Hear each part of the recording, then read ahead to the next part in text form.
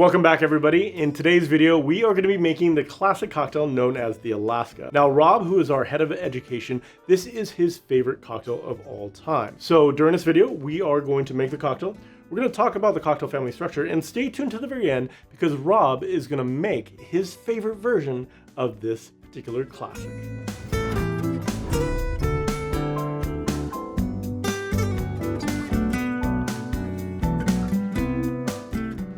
Hey everybody, I'm Chris from Bar Above. And I'm Rob. And together we have almost 30 years of experience creating cocktails for high-end bars and restaurants. Now, when we talk about the Alaska cocktail, we're talking about a cocktail that lives squarely in the Martini style family. All of the ingredients have alcohol in them. Now, how this cocktail differs from most cocktails in that family is we are removing the fortified aromatized wine and we are replacing it with a very powerful, very aromatic, and very sweet liqueur in the form of yellow Chartreuse, which presents a lot of technical difficulties. Now, Rob, I know that this is your favorite cocktail of all time. So can you tell us why this cocktail is so good in your opinion, and why it is so hard to master as well? Ooh. Why it's so good is its complexity. When it's done right, you get such an adventure of flavor. You get the strength of that yellow Chartreuse backed up strongly by that gin, and yet the botanical flavors that you get from both of them work so well. And then to be offset by that sweetness from like the honeysuckle and those lighter like lemony flavors from the yellow Chartreuse to then be balanced out by the orange bitters, it's just this nice cohesive experience when it's done right. But that's part of the trick. Right. And so that's what makes this cocktail so hard or like so complicated, is that if you don't get the balance right, even if you're off by just a little bit, if you over dilute, under dilute, up the Chartreuse too much, do too little gin, or do too much gin and too little yellow Chartreuse, the cocktail's experience is completely different. It's like, I like martinis in the sense that you do get some flexibility with how you can adjust them. But this is one of those rare cases, kind of similar to the Sazerac. Like you don't have a lot of flexibility because you're working with such strong and yet delicate flavors that need that right balance to work together. So this is definitely one of the hallmarks that we've talked about on the Martini style family, is it is extremely technical. And it sounds like this particular cocktail is even more exaggerated in that form. Is that correct? 100%, nowhere to hide. Okay, so there's no better way to show you how technical this cocktail is than to make one together. So let's go ahead and make the classic Alaska cocktail. To make the Alaska cocktail, just like any martini style cocktail, we're going to use our mixing glass. So we're going to go ahead and start with our base spirit. In this case, we're going to start with gin. Now, gin is going to give us that aromatic and that herbaceousness that goes really, really well in this cocktail. Next is yellow Chartreuse. Now, if you've never had this before, it is very powerful. It has a ton of sugar, it has a high proof to it, and a lot of character, but good luck finding it. There is a bit of a shortage. If you can find it, definitely buy it. And finally, the third ingredient is going to be orange bitters. So this is our own homemade citrus bitters that we made in our bitters class, but you can definitely use just a standard commercial orange bitters. And finally, we're just going to go ahead and chill this down with some ice.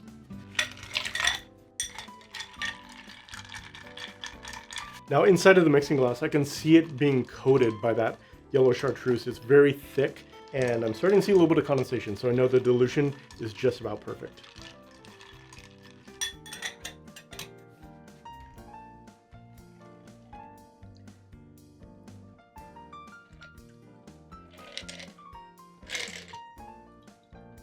And for the garnish, we're just going to do a simple lemon twist.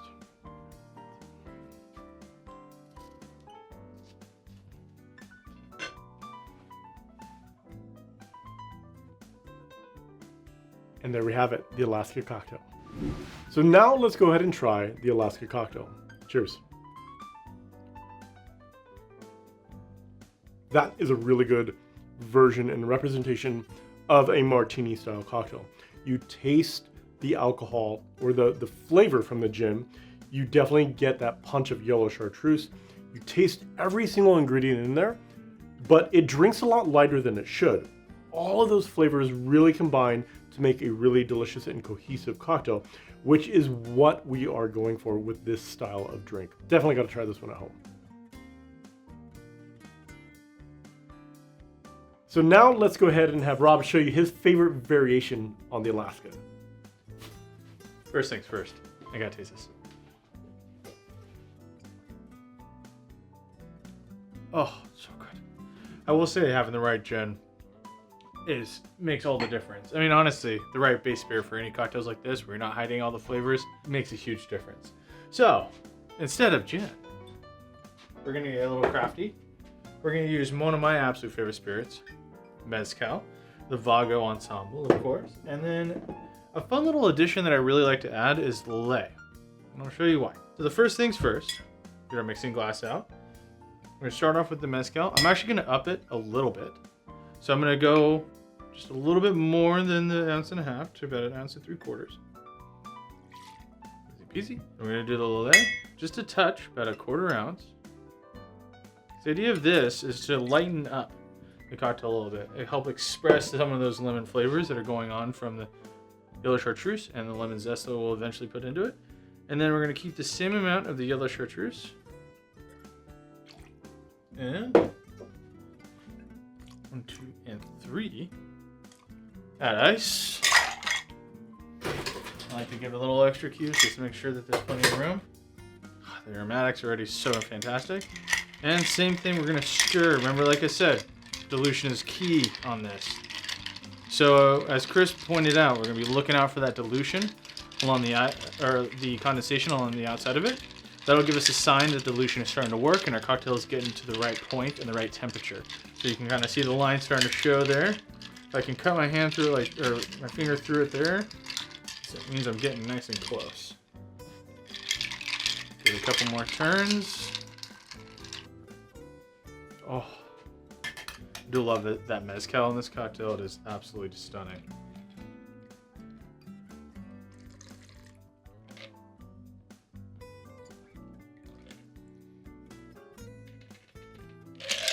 So the color is very similar. You'll probably see a little bit more yellow, just kind of being accentuated by the lait. But let's finish it off here with the proper lemon twist.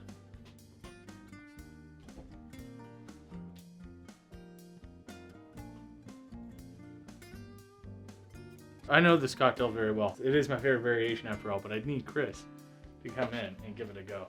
So just as kind of like resetting our flavor in our palate, let's go ahead and try the original.